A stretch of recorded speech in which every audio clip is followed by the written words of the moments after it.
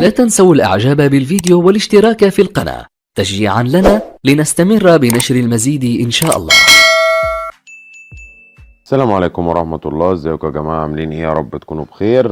النهاردة موضوعنا عن السيارة هيونداي الانترا او الانترا ام دي زي ما بنسميها، من اول 2012 لحد 2016. بس الاول عايز اقول للناس اللي اول مرة تدخل على القناة عندي، يا ريت نشترك ونفعل الجرس، والناس المشتركة يا ريت برضو نفعل الجرس عشان يوصلكوا كل جديد، وما تنسوش اللايك والشير عشان تنتشر الفيديوهات وتعم الفايدة على الجميع ان شاء الله. بالنسبة للانترا ام دي، هيونداي الانترا ام دي سيارة هي كانت من افضل موديلات الانترا وانجحهم، وكان في كذا جيل سابق للانترا دي كانوا موجودين قبلها، ولكن ده من انجح الموديلات وانجح الاشكال. من موديل الانترا التابع لشركة هيونداي الكورية، وشركة هيونداي اللي احنا طبعا عارفين هي هيونداي وكيا، الاتنين شركة واحدة ولكن بينزلوا ببراندين مختلفين، هيونداي وكيا. والشكل بتاع الالانترا دي من زي ما قلنا من انجح الموديلات اللي نزلت، واللي عملت طفره في من شركه هيونداي، وعملت مبيعات جيده جدا ليها او للوكيل بتاع هيونداي في مصر غبور، وباعت كتير جدا. والعربيه كمان اتعمل لها فيس ليفت اللي احنا شايفينه دلوقتي، يعني شكل معدل كده من بعد 2014 في 2015. غيروا الفوانيس الاماميه، غيروا الاكسدام الخلفي، غيروا اللي هي غطا الشنطه الخلفي، تعديلات طفيفه كده على الشكل الخارجي عشان العربيه كانت ناجحه وبتبيع في السوق. ولما يجي نتكلم بقى على الشكل وليه هو كان عمل طفره، عشان هو في الوقت ده كان شكل مميز جدا. المقدمه بتاعتها مقدمه بارزه ومقدمه يعني هجوميه وحاده قوي، والاكسدامات بتاعتها كانت ضخمه وكبيره. والفوانيس كمان دي الفوانيس اللي هي المعدله بتاعت الفيس ليفت كان فيها داي لايت وعدسات. الفوانيس اللي قبلها نفس الشكل بس بدون الداي لايت والعدسات، هي فوج لايت كبير، حجمه كبير، الشبكه متوسطه الحجم وفيها شنب من النيكل كروم تتوسطها علامه هيونداي. والشبكه السفليه بتاعت الاكسدام كبيره وفيها خطوط من الفايبر الاسود. والفئات العاليه كانت بتبقى عليها كمان الخطوط دي بيبقى عليها نيكل كروم، وليها اطار كمان من النيكل كروم، وده عشان يدي المقدمه شكل فخم شويه. وكمان الكبوت بتاعها متوسط الحجم وابعاده باينه، والسلاحين بتوعه على الاجناب ومايل لتحت زي تصميمات كيا وهيونداي، اللي هو دايما بتبقى الكبوت مايل لتحت، وده عشان يدي التصميم اكثر رياضيه. يعني الاوان بتاعتها رفيعه، النقاط العاميه اقل ما يمكن. التصميم الجانبي بقى احنا هنا بنسميها اللي هي او الصناعيه بيسموها المسوكه، اللي هي يعني فيها سوك كتير او فيها حروف كتير او اجزاء بارزه كتير. الشولدر لاين بتاعها وهو ده اكثر حاجه مميزه فيها، انه بارز قوي من اول العربيه لاخرها، وهي دي اللي بيسموها الصناعيه السوكه بتاعتها بارزه قوي، ودي اللي بتبقى رخمه شويه او صعبه شويه على الصنايعي وهو بيظبطها ولا قدر الله في الحوادث ولما بيجي يعمل لها سمكره وكده.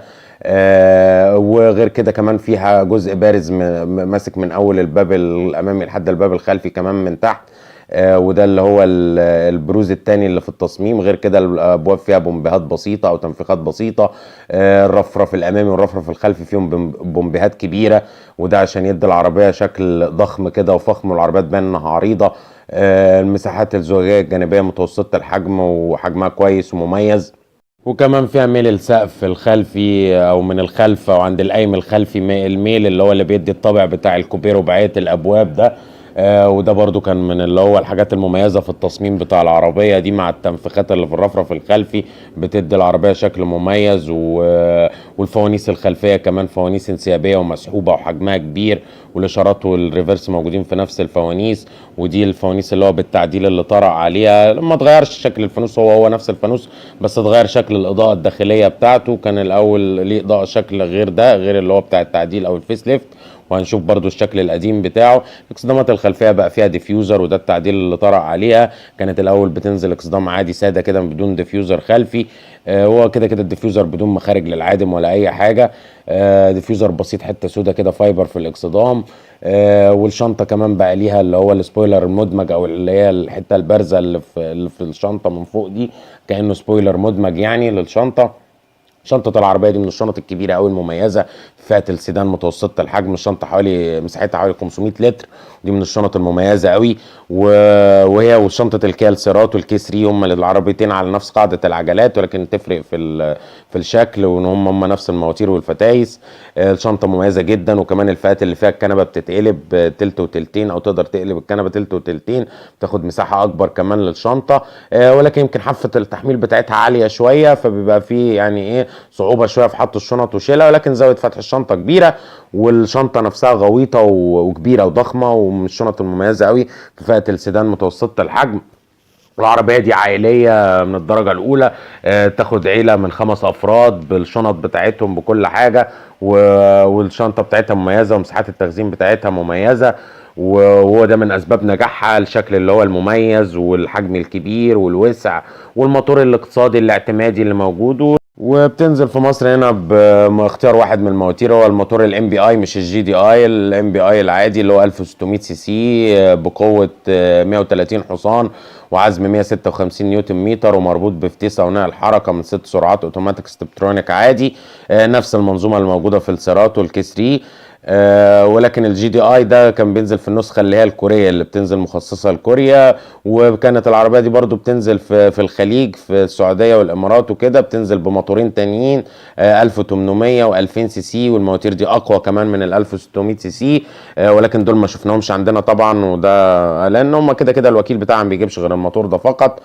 هو موتور جيد واقتصادي، واستهلاكه حوالي 8.5 لتر لكل 100 كيلو متر، وتجيب من 0 ل 100 في حوالي 11.5 ثانية، وتنكها حوالي 50 لتر.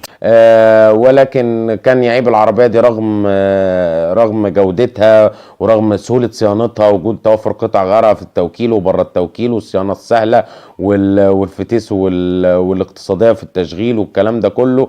ولكن كان يعيبها ان هي فقيرة في الخامات شوية، الخامات الداخلية. غير كده الاوبشن قليل، وعوامل الامان قليله جدا، وخاصه في الفئات الاولى بتاعتها ما فيهاش عوامل امان اصلا.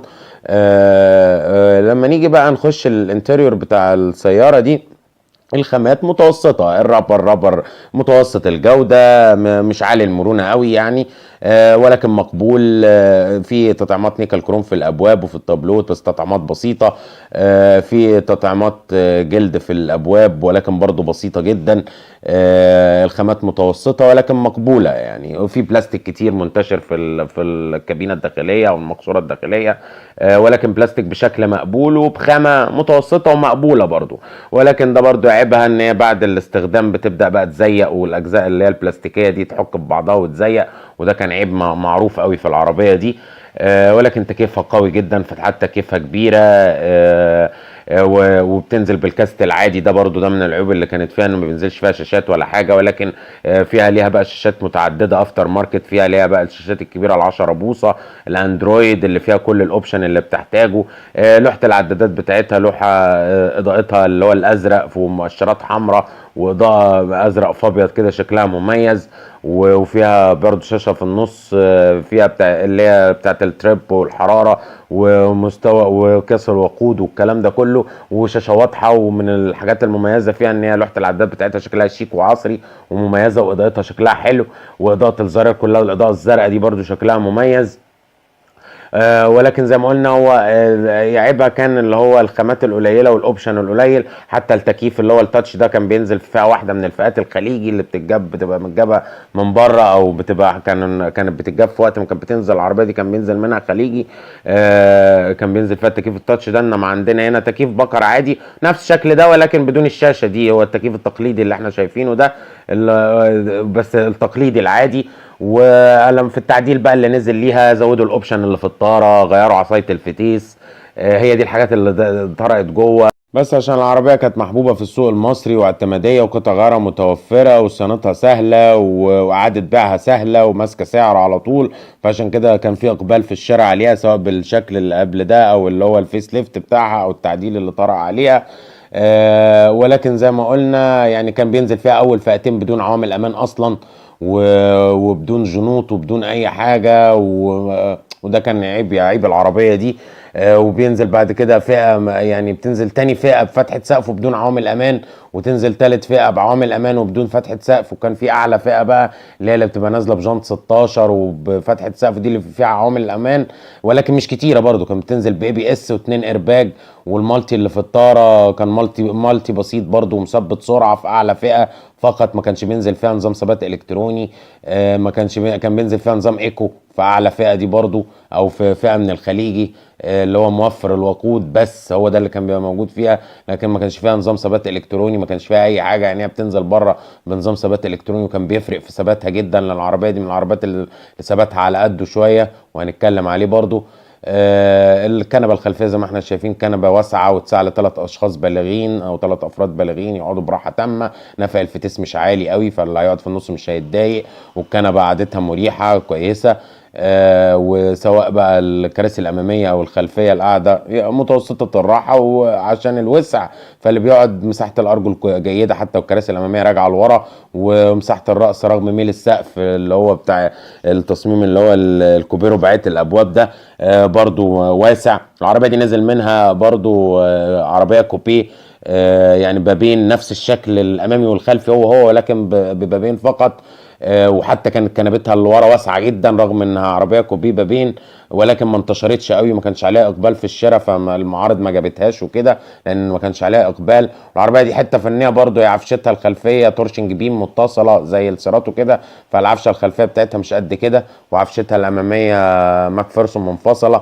فالعربيه دي افضل جنط فيها بيبقى الجنط 17 زي اللي احنا شايفينه ده، وعليه المقاسات الكاوتشات اللي هي 225 45، وده عن تجربه في الالنترا والكيا الاثنين، او الكيا سيراتو بالاخص الكي 3.